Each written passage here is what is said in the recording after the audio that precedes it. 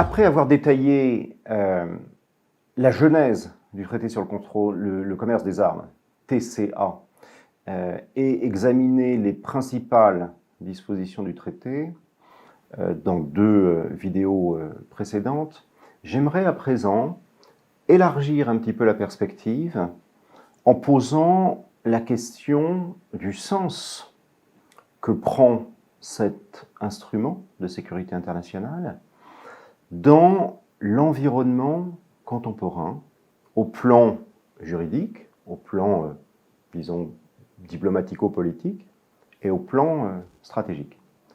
Qu'est-ce que le TCA nous apprend de cet environnement et que peut-on en attendre dans l'environnement stratégique qui est le nôtre en 2020-2021 ? On peut schématiser les enjeux de l'application du traité en les décomposant en trois grands types. D'abord, il y a l'enjeu de l'universalisation. Le TCA comporte aujourd'hui 110 États parties. Il y en avait 104 en 2019. 20 États ont signé le traité, mais ne l'ont pas encore ratifié. C'est un résultat qui est assez appréciable au regard de la genèse du traité, puisqu'il est rentré en vigueur en 2014. Et 106 États avaient participé à la 5e conférence d'examen du traité en août 2019. Je mets de côté la conférence d'examen d'août 2020, puisqu'elle s'est passée par échange de documents virtuels du fait de la pandémie. Autre chose à noter pour l'année 2020, l'année dernière, c'est l'accession au traité de la Chine, qui est un événement important, en cela que ça devrait sans doute générer d'autres adhésions dans les pays asiatiques en 2021 et 2022. Ce faisant, s'agissant donc de l'enjeu de l'universalisation du TCA, il y a deux questions pendantes. La première, c'est celle des grands États producteurs d'armement et exportateurs d'armement qui ne sont toujours pas partis au traité. C'est en particulier naturellement les États-Unis, premier producteur et premier exportateur mondial, la Russie, qui sont des pays signataires, et Israël, qui n'est pas un pays signataire. Et puis la deuxième question qui se pose en lien à cette question, c'est la question qui consiste à se demander s'il n'aurait pas fallu assortir la condition quantitative du seuil de 50 États pour que le traité entre en vigueur d'une conditionnalité plus qualitative, un petit peu comme celle qui préside au destin du traité d'interdiction complète des essais nucléaires et qui aurait permis que tous les grands États producteurs et exportateurs soient obligés de ratifier le traité avant que ce traité n'entre en vigueur. Bon, c'est une question qui est ouverte, c'est une question qui est pendante, c'est une question qui est ouverte. Et si l'on prend l'exemple du traité d'interdiction complète des essais nucléaires, le résultat est un peu ambivalent puisque ce traité avait ce type de conditionnalité dans son annexe 2 et c'est la raison pour laquelle, après être ouvert à la signature en 1996, en 2021, il n'est malheureusement toujours pas en vigueur. Je laisse cette question ouverte. S'agissant maintenant de la mise en œuvre du traité, non plus son universalisation. C'est évidemment un enjeu qui est habituel, qui est classique, qui est commun à tous les traités. L'universalisation du TCA ne vaut rien si le traité n'est pas mis en œuvre par les États qui l'ont ratifié. C'est le b.a.-ba. Et c'est un enjeu qui conduit à celui de la vérification. Il se trouve que le TCA n'est pas assorti d'un mécanisme de vérification des obligations contractées par les États. C'est un enjeu qui est significatif de tous les traités qui visent à réguler les armements. C'est aussi un mécanisme qui est très compliqué à mettre en œuvre. Il existe pour un certain nombre de traités, comme le traité sur la non-prolifération des armes nucléaires ou le traité d'interdiction complète des essais nucléaires dont je viens de parler. Il existe également pour la Convention d'interdiction des armes chimiques, mais il n'existe pas pour d'autres grands traités d'arms control, tels que la Convention d'interdiction des armes biologiques et à toxines, ou la Convention d'Ottawa sur les mines antipersonnelles, ou la Convention d'Oslo sur les cluster munitions, les armes à sous-munitions. Comment peut-on, c'est la question qui se pose, comment peut-on mesurer la mise en œuvre et donc le respect des dispositions du traité sans mécanisme de vérification? Évidemment, une question qui se pose et qui se pose aussi pour le TCA. Et ce qui est possible de répondre en l'absence de mécanisme de vérification, c'est que précisément, c'est par les mécanismes de transparence et les mécanismes d'assistance et de coopération dans la mise en œuvre du traité qu'on peut évaluer un petit peu mieux quel est l'état de cette mise en œuvre, un peu comme les dispositifs que promettent et proposent les conventions d'Ottawa et d'Oslo. Et donc, ça m'amène au troisième enjeu, qui est l'enjeu de la transparence et l'enjeu du rapportage.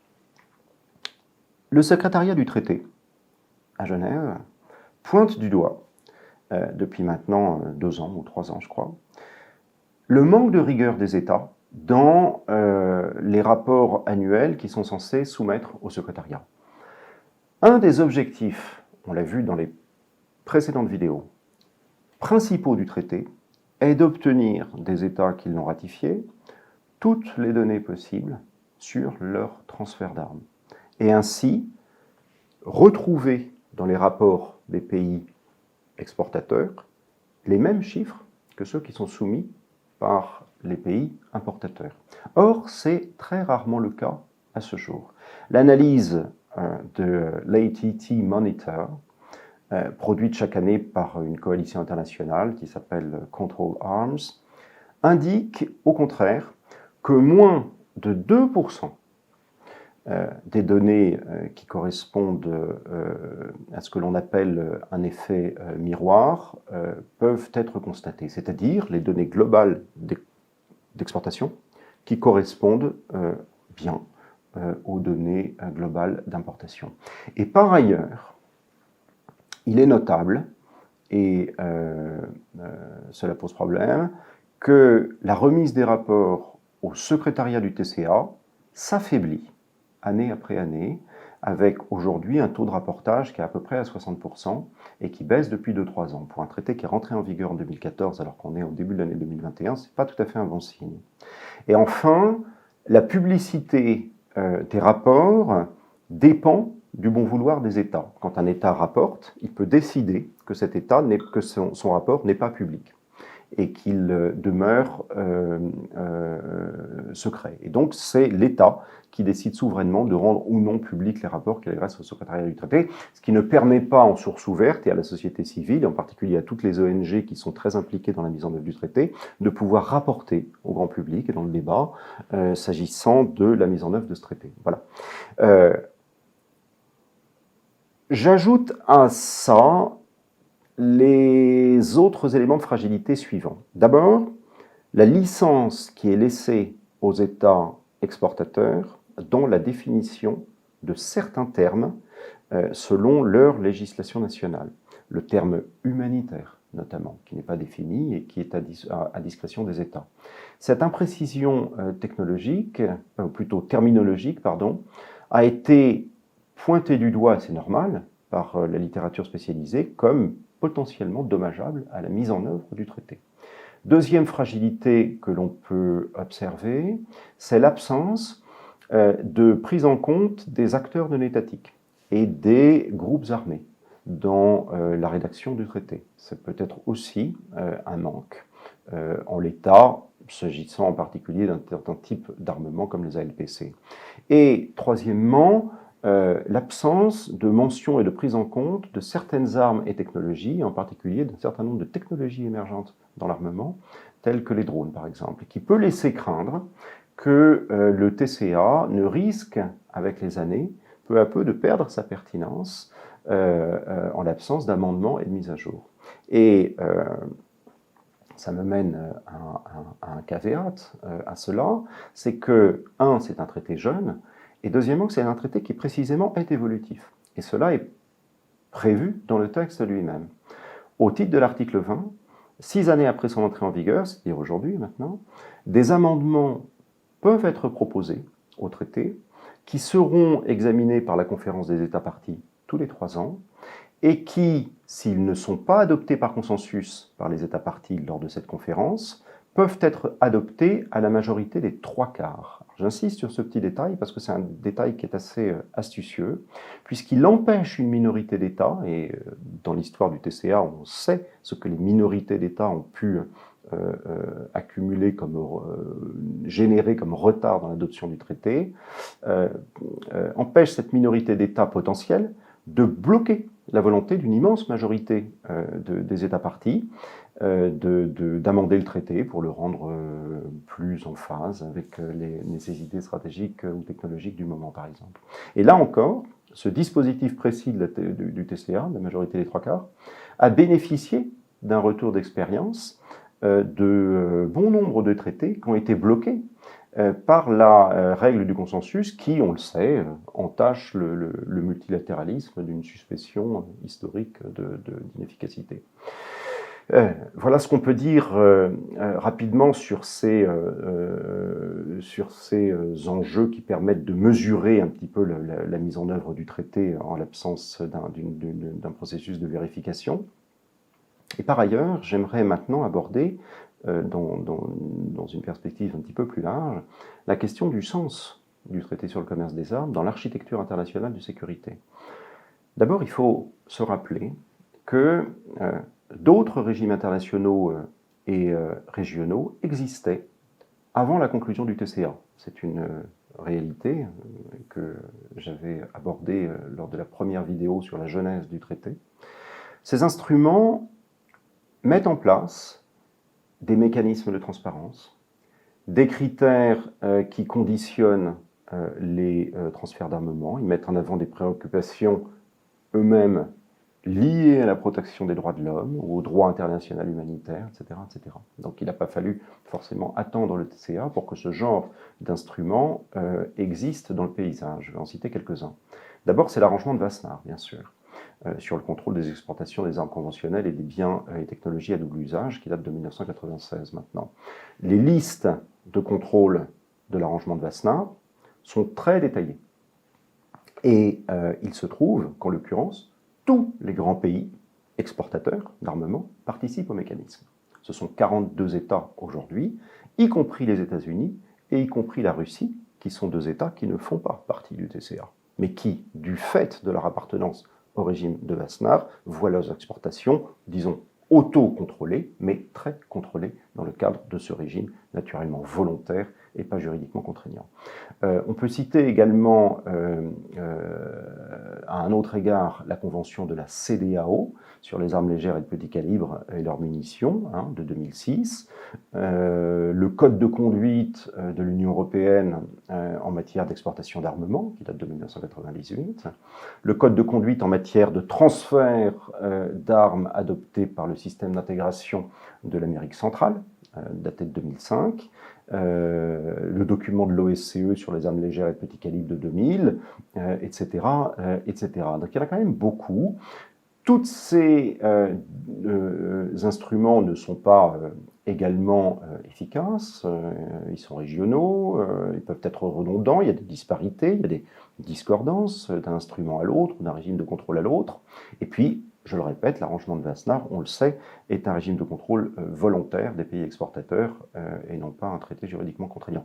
Mais enfin, ce qui est important de savoir quand même, c'est que le TCA est venu en 2014 intégrer l'ensemble de ces instruments, à vocation locale, régionale, bilatérale, sous forme de code de conduite, de régime de contrôle, etc. Ce qui nous permet de parler aujourd'hui, disons depuis 5-6 ans, d'un véritable régime international complexe en matière d'encadrement des armes classiques. Et cela étant dit, je veux terminer sur 3 considérations problématiques, mais disons problématiques au sens académique du terme, qui sont importantes à avoir à l'esprit quand on cherche à critiquer de manière constructive le TCA.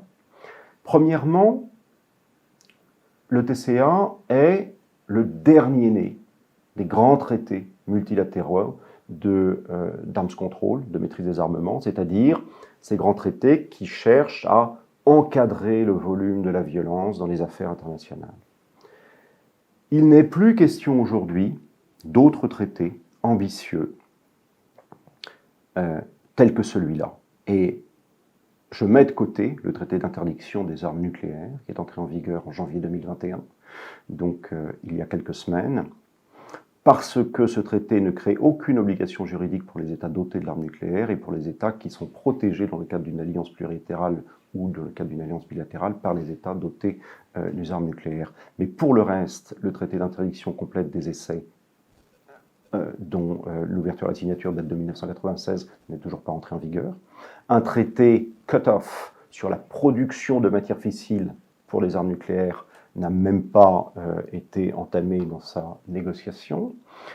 Et pour le reste, les autres traités multilatéraux qui sont existants ont plutôt tendance soit à s'effondrer complètement, soit à tâcher de résister aux assauts contre les normes qu'ils ont entendu établir. Dans le premier cas, c'est le traité FNI ou le traité ciel et ouvert, qui n'existe plus aujourd'hui.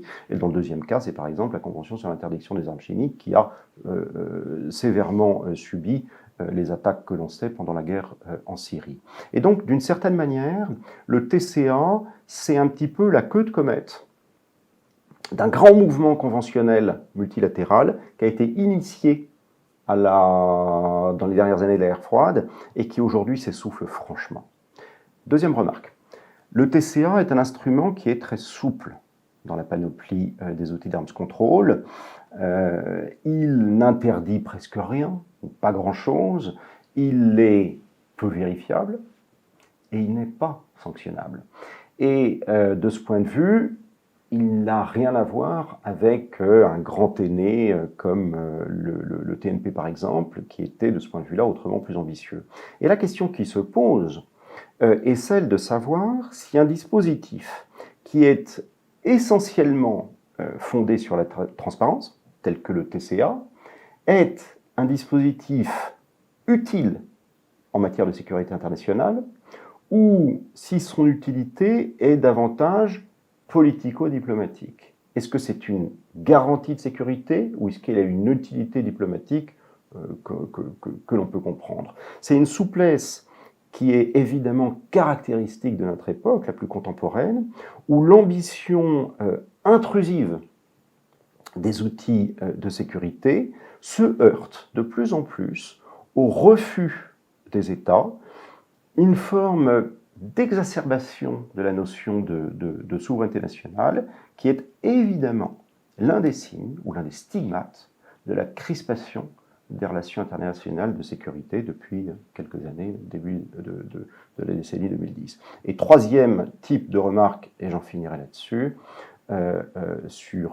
qui est une remarque plutôt positive pour finir, le TCA est essentiellement utile et reste utile, selon moi, en cela qu'il offre une assistance et une coopération internationale qui permettent, si on utilise ces instruments, avec le concours de donateurs, le concours du secrétariat permanent, le concours de l'Union européenne, par exemple, de comprendre les enjeux auxquels sont confrontés les États qui mettent en œuvre le traité. Et de ce point de vue, c'est un outil qui est un peu comme une porte d'entrée dans les dispositifs d'exécution des États.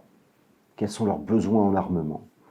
Pourquoi? En réponse à quelle perception de menace, etc., etc. Et en cela, je pense que le TCA peut être compris comme un outil d'anticipation de risques et de menaces qui restent à venir au plan local et au plan régional, et donc ça peut être un instrument de mesure tout à fait intéressant. Voilà, j'en finirai là-dessus. Force et faiblesse du traité sur le commerce des armes.